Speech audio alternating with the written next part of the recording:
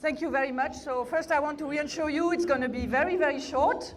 And we are going back very quickly to food and drinks. But it's a great pleasure for me to welcome you to this very important consultation on the post-2015 development agenda. And I'm very pleased that we can gather tonight and have some informal discussions, which are often even richer than the formal ones. It's an important gathering. It's an historic opportunity for Africans to define their own future and make their voice heard in the global development goals of the post-2015.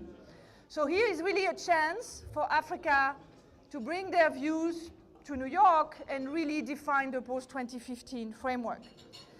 Learning the lessons from the low levels of Africa participation in defining the MDGs, the present consultations are part of a far more promising approach whereby Africa is playing a proactive role. So I think for the post-2015 there will be much more legitimacy than for the MDGs that were decided sort of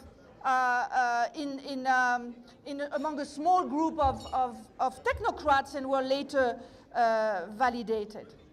We know that there is a growing sense that although the MDGs have shown a lot of success in many areas, they fell short in fully addressing certain critical concerns.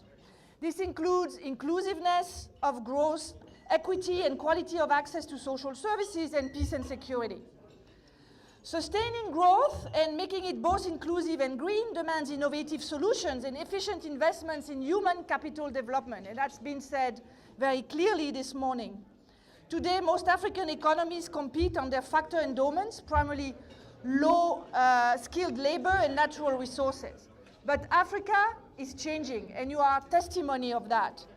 Moving up the value chain to efficiency and innovation-driven economies essential to increasing and sustaining growth will require high-impact investments in education, science and technology, and generally the transformation of the economy.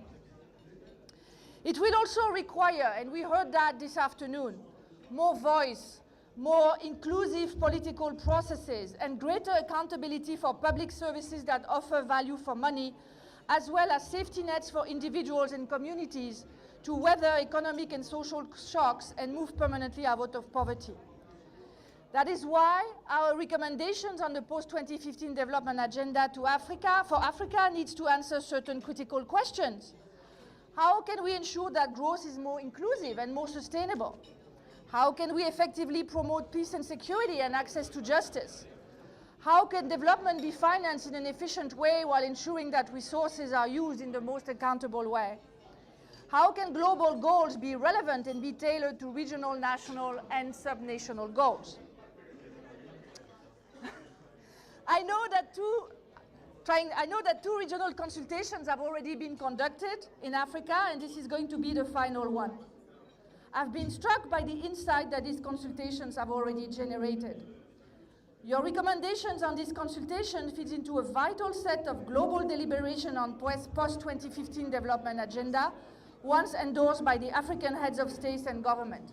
So what you've been discussing here and what you will be recommended is going to be carried to New York, to the General Assembly, is going to be carried to your heads of states for them to make the voice of Africa be heard and make the decision about what the final set of goals will be.